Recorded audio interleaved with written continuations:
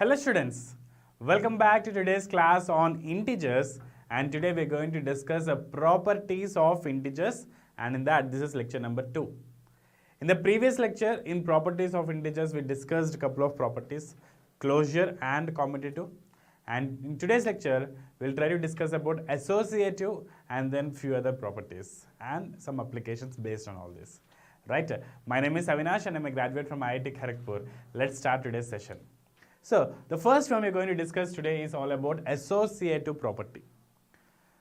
For closure and commutative property, please refer to the lecture number 1 of the same properties of integers. Extension for that, we're going to discuss about associative and other properties. So, what is this associative property? Till now, whatever the properties we have discussed are with the two numbers A and B, correct? So now let's discuss about three numbers. Let us extend that to three numbers. So if we have three numbers and we are trying to add or subtract or multiply or divide in different patterns, let's see if those properties can satisfy equal relations. Equal means both sides it should be equal. For example, when we are talking about addition, in associative property, we are taking three numbers A, B, C. And what we are taking here, we are trying to add first two numbers, and to that resulting sum, we are adding the third one.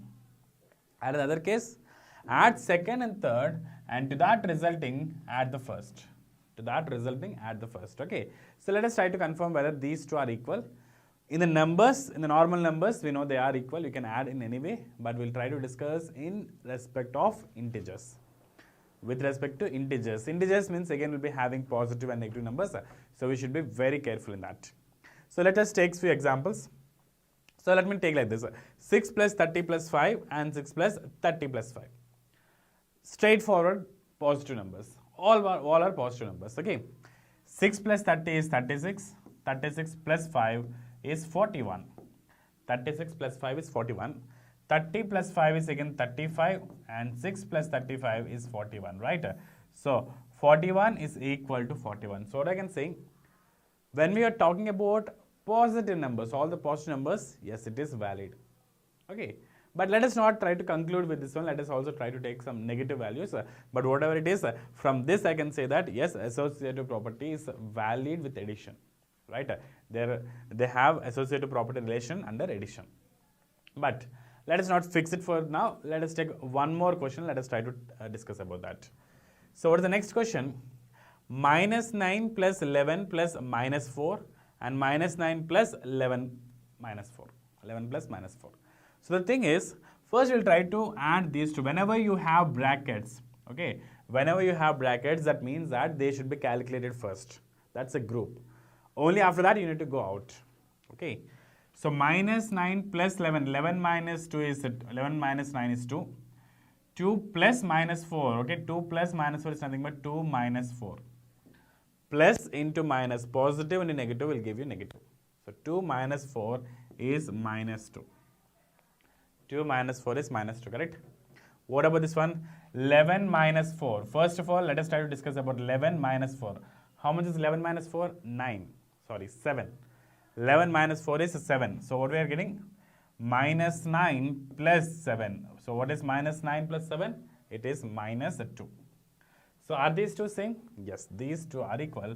So the numbers may be positive or may be negative. All the integers, numbers can be 0 as well. So for all these, I can say that this property is satisfied. This property is valid. A plus B plus C and A plus B plus C. Add first two and then add the third one. First add the last two and then add the first one. However you add. In addition, the order is not important. It may be natural numbers, whole numbers, integers or rational numbers. Later we will discuss about that. But in addition, no order is required. You can add in any way. You will get the same answer at the last. Right? So finally we can say that integers are associative under addition. They are associative. Associative means that relation is valid. A plus B plus C is equal to A plus B plus C. Right? Okay. So let us try to discuss the same property with negative. That means with minus, subtraction. And let us try to see if that associative property is valid or not. Okay, so the first one we're having here, a minus b minus c and a minus b minus c. What are we going to do here? We have three numbers a, b, c. We are trying to find the difference of one another. So first we'll try to find a minus b, and then we'll try to find the difference with c, or find b minus c and find the difference with a. So the point is whether these two will be equal or not, that we need to verify. So what is that we can say? Let me try to take the same example with all the negatives. Okay. So minus 9 minus 11 will give you minus 20. Minus 9 minus 11 will give you minus 20, and this minus 2. Minus 20 minus 2 will give you minus 22. Minus 20 minus 2 will give you minus 22. What about this one? 11 minus 2. 11 minus 2 is 9. Okay. Minus 9 minus 11 minus 2 is 9. So minus 9 minus 9 becomes minus 18. So now tell me, are these two equal? Are these two equal? No. Why are we getting this difference? Why are these two numbers not the same? Because we have a property, negative into negative is a positive. Negative into negative is positive. So here you can see all these are negatives. That's okay. Minus 9, minus 11, minus 2, we got minus 22. But here, minus 9 is correct, minus 11 is correct, but minus of minus 2 will give you plus 2. Minus of minus 2 will give you plus 2, and that is the difference. That is the value. That is the way we are getting minus 22 here and minus 18 here. So we can say that these two are not the same. These two are not the same. A minus b minus c and a minus b minus c. These two are not the same, right? So we can say that integers are not associated under subtraction. Integers are not associated under subtraction. Okay, so you should be very careful. These are not. Okay, so I can say that these two are not equal. A minus b minus c and a minus b minus c, these two are not the same. Okay, so it is confirmed. For subtraction it is not valid. Let us try to see for multiplication and then for division. So the same multiplication also, a into b into c and a into b into c. Let us try to apply that. Okay, so for multiplication let us try to find the product of a and b and then with c, or product of b and c and then with a. Right? So let me take small question. Okay, so minus 9 into 11. 11 nines are 99. We have a negative. So minus 99 into minus 2. Minus 99 into minus 2 is equal to, okay, minus 9 into 11 into minus 2. The first one is 11 into minus 2. 11 2s are 22 with negative. Minus 22. Now, 99 into 2. What is 99 into 2? 99, 9 2s are 18, 9 2s are 18, 119. Okay, so 198, correct? 99 into 2 is 198. So negative into negative is again positive. Negative into negative is positive. So it becomes a plus 198. Plus 198. And this one, 22 into 9. 22 into 9. 9 2s are 18. 9 2s are 18 and 19. Yes. So this is also equal to 198. With negative into negative is again positive. So these two are equal. Not only this one, you can take any numbers, positive, negative, zeros, every number, every integer. So in associative property, multiplication is valid. That means that relation is correct. It is true. We can multiply in any order. Not only in integers, say when you take natural numbers, when you take whole numbers, when you take zero as well, when you take positive, negative, whatever the numbers, multiplication, you can multiply in any order, you will get the same answer at the end. You can multiply in any order, just like the addition. You can add in any order, right? But not subtraction. So what I can conclude here, integers are associative under multiplication. Okay, so that means associative properties are valid for integers. Integers are obeying the property of associative, right? So addition, yes. Subtraction, no. Multiplication, yes. Now let us discuss about division. Same way like this, a divided by b divided by c and a divided by b divided by c, right? So let us try to look into that. So a divided by b, first we need to find the quotient of this one, and with that you need to divide with c. First find b divided by c with that value, a divided by that value, and we need to find whether these two are equal or not. So let me take small question. Minus 12 divided by 3. 12 by 3 is 4, correct? 12 by 3 is 4. So 4 and we have a negative minus 4 divided by 2. Minus 4 divided by 2 will give you minus 2 as the answer. Let us take that here. Minus 12 divided by, this is a 3 by 2. Minus 12 divided by 3 by 2. So what we can conclude? This is equal to minus 12 into this 3 by 2 becomes the reciprocal. I told you many times, if we have a fraction in the denominator, that we need to reciprocate. 2 will come numerator, 3 will go to denominator. So 3 ones and 3 6, 3 fours. So this is minus 8. Minus 2 and minus 8, we can see clearly that these two are not equal. And you may ask me one question. Sir, you took some values, it's not satisfied, but I'll take another values, A, B, C, such that this is valid. Okay, you can take. You can take, but once for one set of number, if it is not valid, it is not valid throughout.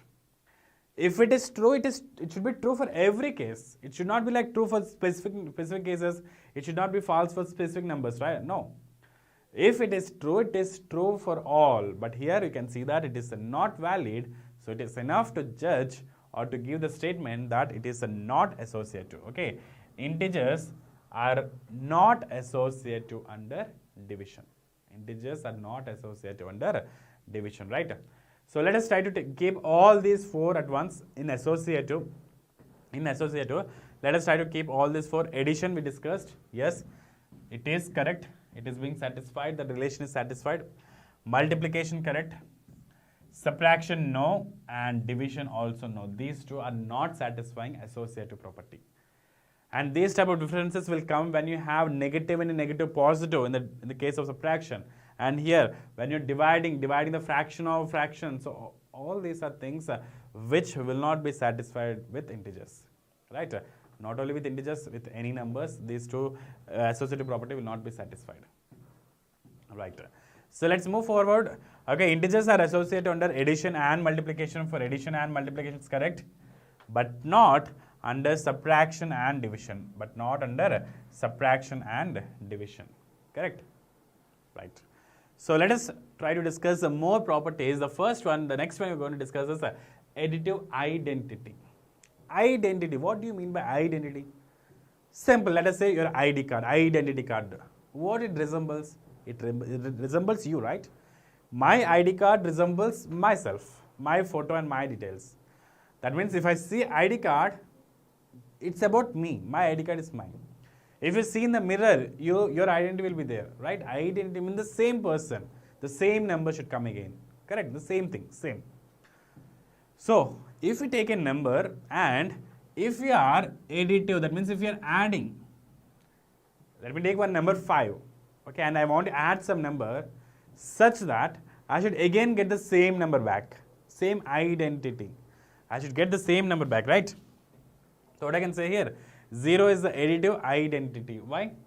You know that 5 plus 0 is equal to 5, correct? Even it is also equal to 0 plus 5. It is a positive number, so you may ask me with negative numbers. Yes, minus 2 plus 0 is equal to minus 2. It is equal to 0 plus 2. So, 0 plus minus 2. 0 plus minus 2. So what I can say here, 0 is that number when we add to the given number, we get the same number back. We get the same identity. Identity means the same number appearing again. The same number appearing again. So you can see here, okay, any number, even if you take 0 also, for 0 also, additive identity is 0. So always 0 is the additive identity. Additive identity. 4 plus 0, 4. Minus 4 plus 0, minus 4. Minus 100 plus 0, minus 1000, minus 1 lakh. Whatever number it is, when you add 0, you get the same answer. 0 is nothing, right? 0 has no value. It's not, we cannot say 0 mangoes are there in my basket. That means no basket, no apples, no mangoes, correct? 0 means nothing. So when what you're adding nothing to the number, you will get the same number again. For the number 5, you're adding nothing. So the same number will appear. For minus 1000, you're adding 0. That means you're not changing anything. Same minus 1000 will come. Okay. So that is about additive identity. In the same way, we have additive inverse. You can see here, additive inverse. What will happen with inverse? Inverse means the complete value should change. The complete positive should become negative, so that these two will sum up to give you 0. Okay, see here. For the number A, if you add minus A, okay, additive, you're adding some numbers such that you should get 0. You should get 0. For the number 4, I need to add minus 4 to get the answer 0. 2 minus 2 is 0. 10 minus 10 is 0. Minus 1 lakh plus 1 lakh will give you 0. So that means the negative of the number. The negative of the number is called additive inverse. For a number A, minus A is the additive inverse. For the number minus A is the additive inverse. Understand? If I have 10 minus 10, if I have 20 minus 20, if I have minus 1000, 1000. So these two will sum up to give you 0. A plus some value minus A will give you 0. Right?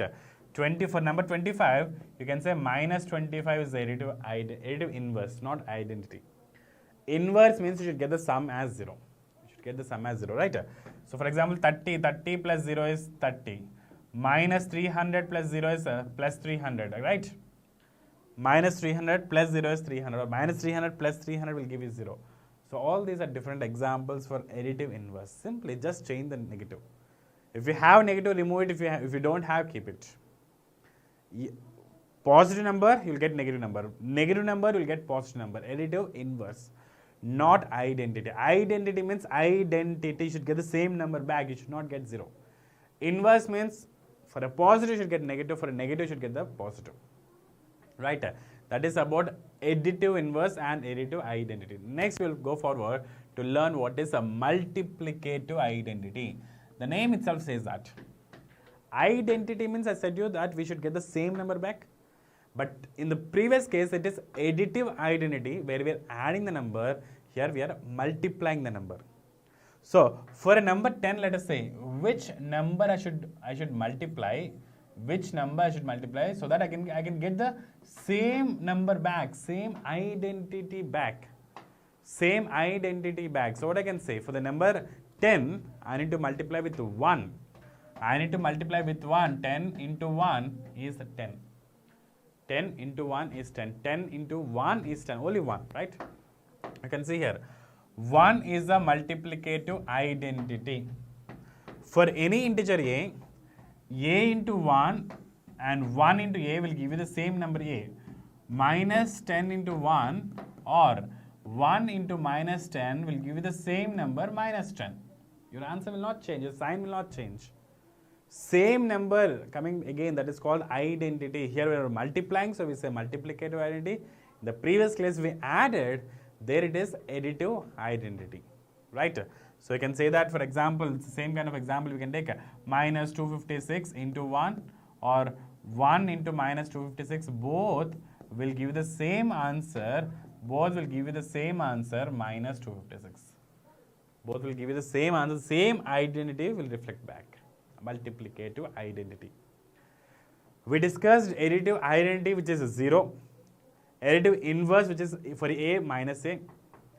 Multiplicative identity, which is 1. In the same way, we have next thing called the multiplicative inverse.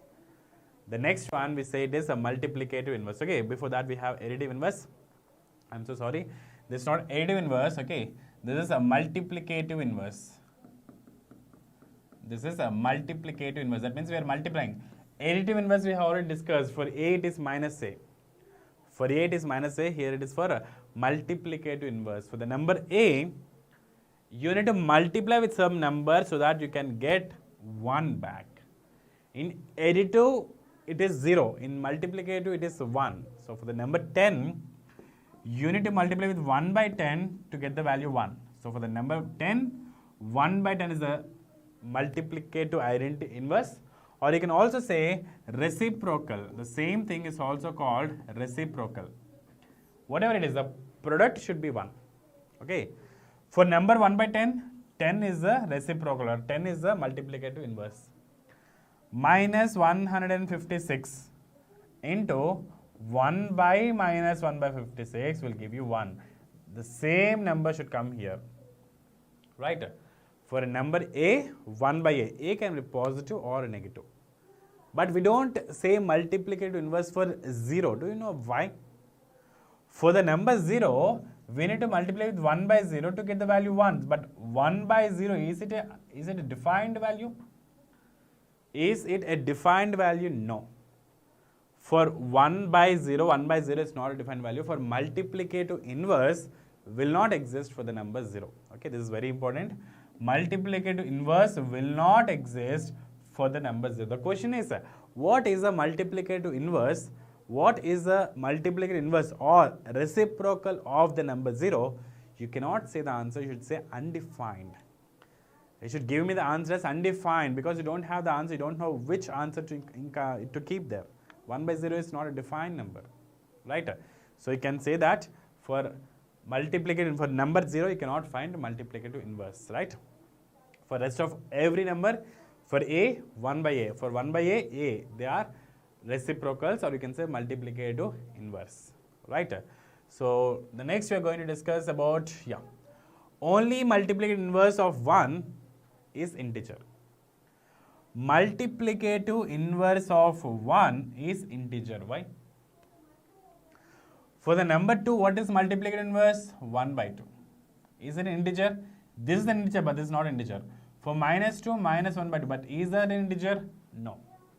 But only for the number 1, 1 into 1 by 1 will give you 1. 1 by 1 is equal to 1. You can say that it is again an integer. In integers, only multiplicative inverse of 1 is an integer. The rest of all the integers, you will never get an integer back. Okay. And 0, just now we discussed, 0 does not have a multiplicative inverse. 0 does not have a multiplicative inverse, right? So I think all these are clear to you, right? In the next class, we are going to discuss about distributive property of integers.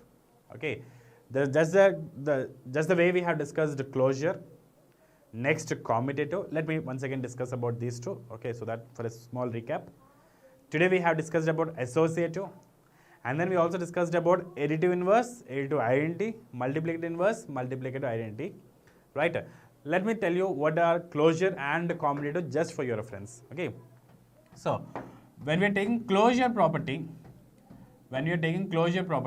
if you have two numbers A and B, both are being integers. Okay, so we can say that A plus B is also an integer, A minus B is also an integer, A into B is also an integer, A divided by B may or may not be an integer. So closure property is valid for all these except for division. The same way we discussed about commutative property. Do you remember what is commutative? Commutative is again when we have two integers A and B, A plus B and B plus A. Are these two equal? I said in addition you can add in any way. Okay, order does not matter, right? It's correct. A minus B and B minus A, are these two same? No, these two are not the same. So subtraction is not valid for commutative. A into B and B into A, as these two are equal, again for multiplication it is correct, and A divided by B and B divided by A, both are not the same, again for division commutative is not valid, right? So all this we have discussed, and in the coming class we will also discuss about distributive property. Just let me tell you, okay, distributive property. So on this we are going to cover the next lecture, right? So thank you so much, students. Stay tuned to get the next lecture. Thank you.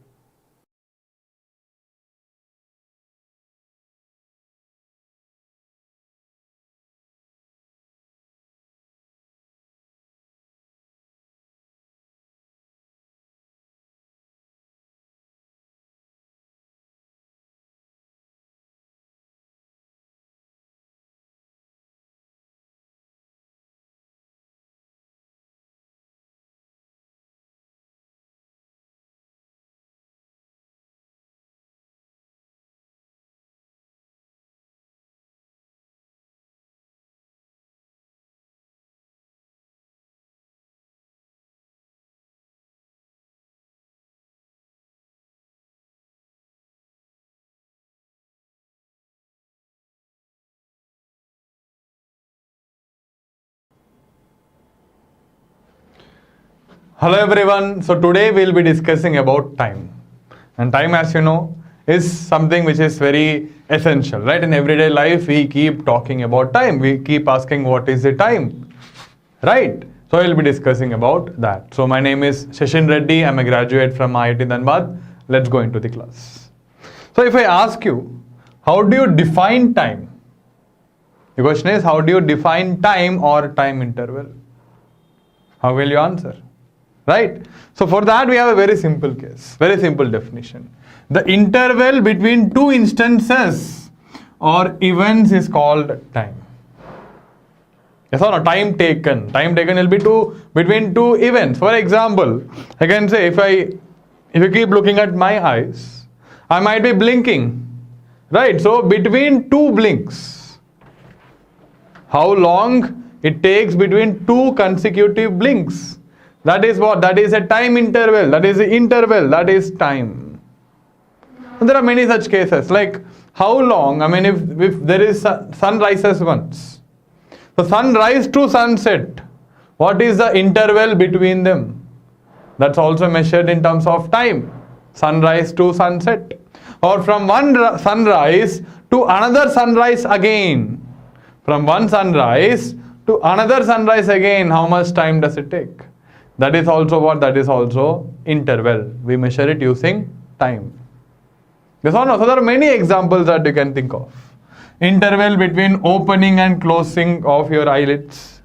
Interval between starting from your home and reaching your school. That also takes time. Interval between the start of a class and the end of a class or a movie. Right, so all of them are what? Are nothing but time. And what is this? That's a clock. And obviously we use a watch or a clock to measure time of the day. Yes or no? Good, that's wonderful. Right. So now when we talk about the units of time, very important, units of time, the SI unit of time is second. The SI unit of time is second. The symbol is small s. So you can write time as 2 seconds, 10 seconds, 15 seconds, 100 seconds, 1000 seconds, depending on the time interval. And do you know what 1 second is? What is 1 second? If I use a watch or a clock, anything. So you have three different hands here. You have a minute hand, a second hand, and hour hand. Yes or no? This is the hour hand. This is the minute hand. And this one that is moving here is the second hand or the second arm. So 1 second can be defined as the time taken by the second hand in a clock to complete one motion. Like one take, one motion is, see, here to here, 1 second, 1 second, 1 second, 1 second, 1 second, 1 second, 1 second, 1 second, 1 second, 1 second. So that is every single motion of the second hand is how much? 1 second. Clear? So you can define 1 second in that way, yes or no? Good.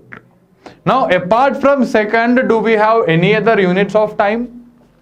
Everyone, do we use any other units? We have minutes, we have hours, yes or no? We have days, we have years, we have many such things. So let's go into all of them one by one. So here you can clearly see them. So let's explain them all to you. So we talked about second. Second is the SI unit. But again we have other units. Let's say we have minute. What is 1 minute equal to? 1 minute is equal to 60 seconds. S will mean seconds. Then you have 1 hour. What is 1 hour equal to? 1 hour is equal to 60 minutes. MIN minutes. Right, MIN will refer to minutes. So 60 minutes. Now, can I write this as 60 into 1 minute? 60 into 1 is equal to 60. So 60 minutes can be written as 60 into 1 minute. And how much is 1 minute equal to? 60 seconds. So 60 into 60 seconds. 1 minute is how much? 60 seconds. So 60 into 60 is how much? 6 into 6. How much? 36. And you have 0, 0. So 2 zeros and seconds. That means it is 3600 seconds. So here we can clearly say that 1 hour, for 1 hour we use the symbol 1h. So 1 hour is equal to 60 minutes, or in terms of second, it is 3600 seconds. Clear? Okay, that's good. So we learned about minute, we learned about hour. Do we have anything else? We have a day. What is 1 day equal to? 1 day is equal to 24 hours. In 1 day we have how many hours? 24 hours. Yes? Okay, good. Then can I write this as 24 into 1 hour? 24 into 1? Right, and what is 1 hour? So 24 into 1 is 24, my mistake. And what is 1 hour? 1 hour is 60 minutes. 1 hour is 60 minutes, so 24 into 6. How much is that going to be? 6 4 24, 144. You can do the calculation here, 24 into 6.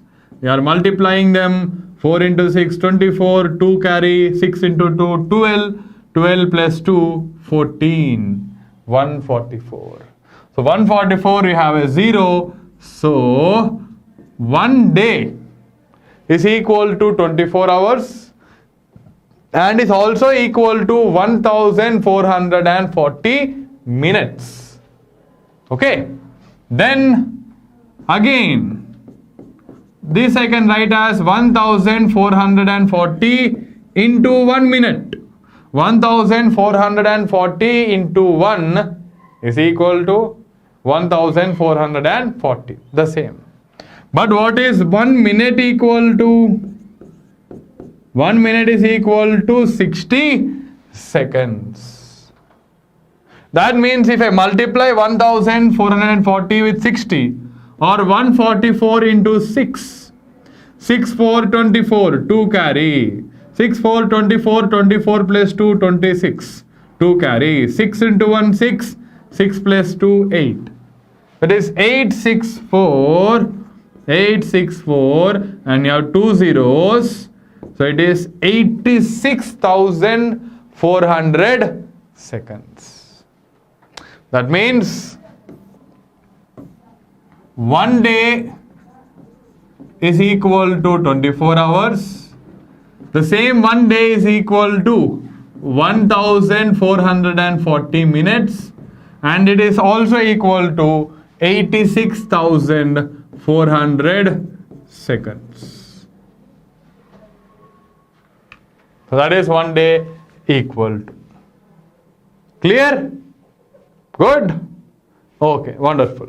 So we learned about 1 second, we learned about 1 minute, we learned about 1 hour, we learned about 1 day. Good. You can clearly see here minute, done, hour, done, 1 day, 24 hours, 1440 minutes, or 86,400 seconds.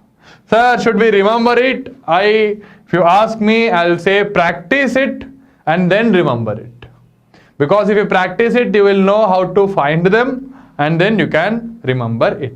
So the complete steps are given here. You can go through them. Got it? Okay. Now you have 1 year also. What is 1 year equal to? 365 days. What is 1 year equal to? 1 year is equal to 365 days. Yes or no? In a year you have how many days? 365 days. So what is 1 year in terms of seconds? Not required. If you need, you can do the calculation. Okay. Then you have others also. Have you heard about a decade? Have you heard about a decade? Yes or no? What is 1 decade equal to? When you say 1 decade is equal to 10 years. What about 1 century? What is 1 century equal to? 1 century is equal to 100. You know about century in cricket. Century is 100. So when we say 1 century is equal to 100 years. Clear?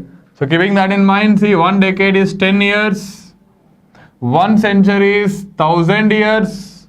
Then you have 1 millennium. What is 1 millennium equal to? Sorry, 1 century is 100 years. But 1 millennium is equal to 1000 years. 1 millennium is 1000 years. That's important. 1 millennium is 1000 years. Now if I go into this also, we have 1 century is equal to 100 years. Can I write this as 10 into 10 years? Because what is 10 into 10? 10 into 10 is 100. But what is 10 years equal to? 1 decade. So in place of 10 years, if I write 1 decade, then you have 10 into 1. So you can write decades. So 1 century is equal to 10 decades. Clear? Extra information which will help you. Then we are talking about 1 millennium. What is 1 millennium? 1000 years. But 1000 can be written as 10 into 100 years. What is 100 years equal to?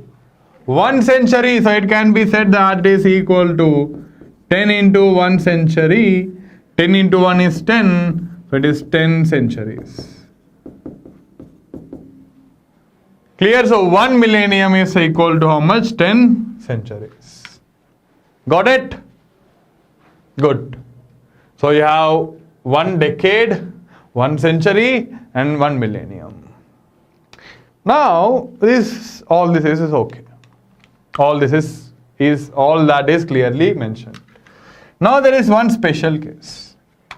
When we discuss about the month February, normally February has 28 days. But once in every 4 years, February also has 29 days.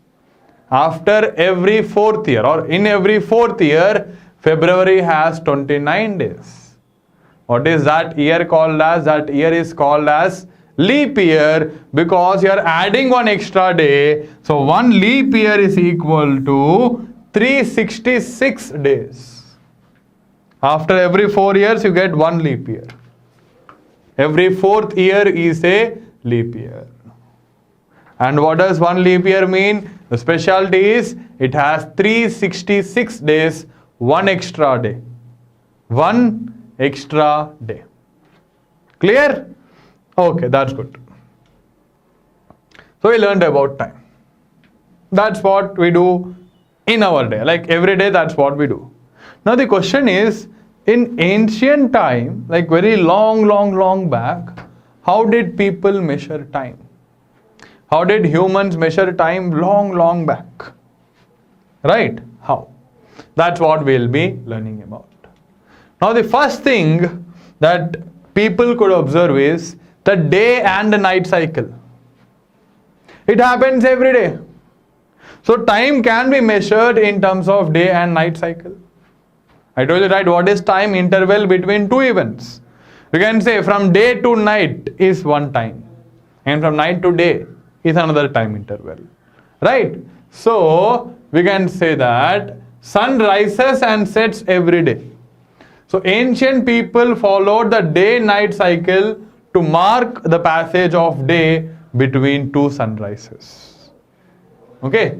They also decided to stop working for the day when the sun set because it becomes dark. So for them sunset will mean they will not do anything after it. They will not work after it. But nowadays we have electricity, we have current. So even at night we work. But that's not how ancient people used to do. Clear? Good. Then only days? No, we had other examples also, other natural examples also. that is a lunar cycle. Lunar will refer to moon. Solar will refer to sun. Lunar will refer to moon. And what is the speciality of moon? If you look at the image, the shape of the moon, or the shape that is visible to us, the shape of the moon that is visible to us keeps on changing. You can clearly see. Yes or no? The shape of the moon. This is what? A full moon. It keeps on changing. So from new moon to full moon and again a new moon. Or from one full moon to other full moon. Or from one new moon to the other new moon. What is that? That we call it as a lunar month.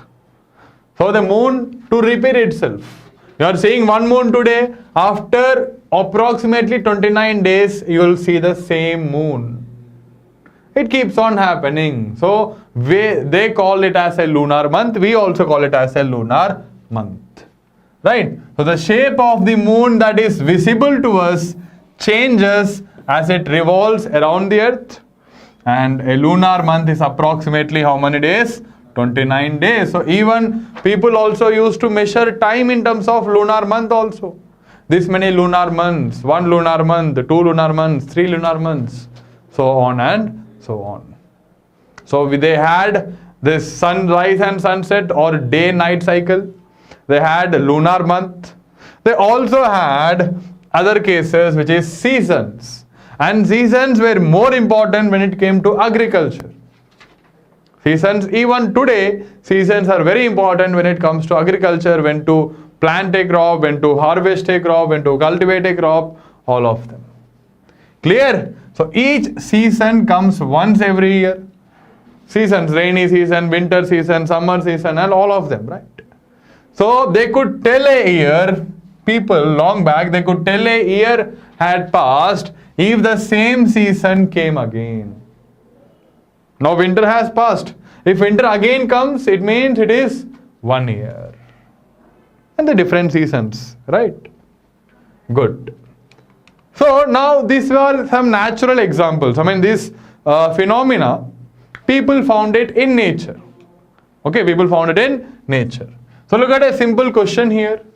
Which of the following can be used to measure time? You have different examples. A flying bird, changing seasons, drying of clothes, all of the above. Which of the following can be used to measure time? What do you think? Yeah? A, B, C. And D. The correct answer is changing seasons, because flying bird is random. We don't know for how long it will fly, after how long it will come back. But we know changing seasons, we know the exact time. One season has gone, the same season has again come, that means it is 1 year. Yes or no? The changing of seasons can be used to measure time. Drying of clothes, so in summer clothes dry quick. In winter they take much more time. Simple example I am giving you. Right, and it also depends on how much you have squeezed the cloth. So there are different cases which is possible, so we cannot say what it is. But seasons, they are regular. Okay, so changing seasons, yes, we can use it. Good. So now, ancient people long back, they did not have watches, they did not have anything like that to measure time. Now I have a watch. I can look at my watch to get the time. So what did people in the ancient time do? Now they also had instruments of their own. Okay, not as good as the watches that we use, but they had instruments. And one such simple instrument is something called as a sundial. What is that? You can understand that by looking at this. Or look at the image here. This is what it will be. So it all depends on the shadow. See, look at the shadow here. Now that shadow will change depending on where the sun is in the sky. Look at this. This is a sundial. The shadow of the sun. Can you see it changing here? Yes. So as the sun moves, the shadow moves. And as the shadow moves, we can say what time it is. What time it is. So this is called as a sundial. It works on sun. It makes use of sunlight. So sundial. It's a very simple one. Clear? So sundials were used in old times to measure hours based on the position of the sun in the sky. And oldest known sundial is from Egypt from around 1500 BC. What is 1500 BC? It is 3500 years ago. Long, long back. Very long back. Even then sundials were there. Good? Okay. Then again, there's an interesting fact here. Samrat Yantra. Samrat Yantra. In where? In Jaipur. In Jaipur is in Rajasthan. The Samrat Yantra in Jaipur is the largest sundial in the world. So if you have a chance to visit Jaipur, please do visit this and please do appreciate the construction. It is the largest sundial in the world. Good? You can see the image here, but please do visit Jaipur. It's a very interesting or very beautiful city. Okay? Okay. Then again, you might have seen this in many movies. You don't normally have this, but you might have seen this in movies. Right? An hourglass or a sand clock. It is very simple. There will be a specific time that the sand takes to fall down. So how much ever time it takes to fall down, we can record it. So you can measure it time. Now how much time does it measure? It depends on various factors. It depends on how large the bulb is, the size of the bulb, and how thick the constriction is. Different factors, and the quality of the sand also. Right, so time measured by an hourglass depends on the bulb size, the neck size. This is the neck. Okay, that is the neck. Everything else is the bulb. These two are the bulb. And the material, that is also the sand used, how soft the sand is. And ultimately, what is the thing? An hourglass or a sand clock is used to measure time. Got it? Good. Then we had pendulum clocks. Yes, what is a pendulum? You can clearly see that here. This is the pendulum. Can you see what's happening? It oscillates. A pendulum keeps on oscillating, yes or no? And as the pendulum oscillates, here the second hand moves. Here there is no second hand. So gradually the minute hand and the hour hand moves. Okay. So the pendulum oscillates, and according to the pendulum oscillation, here the second hand, the minute hand and the hour hand move. In fact, one end to the other end, the time taken will be 1 second.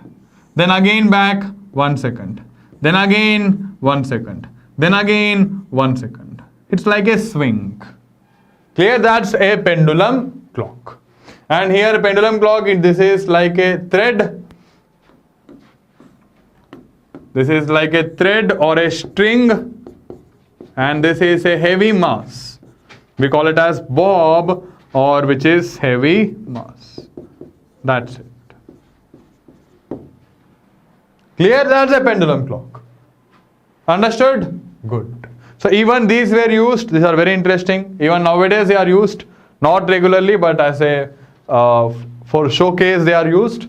But again, pendulum clocks were used for a long period of time. That's why they are important. Okay. Then we have analog watches. The one that I'm using now is an analog watch. Right. Again, nowadays technology improved. You have digital watches, you have smart watches. And to measure time, you can directly look at your smartphone. Yes or no? Or your device, any electronic device. You can look at your laptop also, desktop also, tablet also. So there are many such cases. And here we can see a digital watch. Nowadays we have smart watches. So digital watches are not used that much. Analog watches and smart watches are used more. Okay. Understood? So that's good, everyone. So we have learned about time. We learned about different units of time. We learned about different measurements of time and how ancient people also used to measure time. Okay? Okay, that's good. So thank you, everyone. Thanks a lot.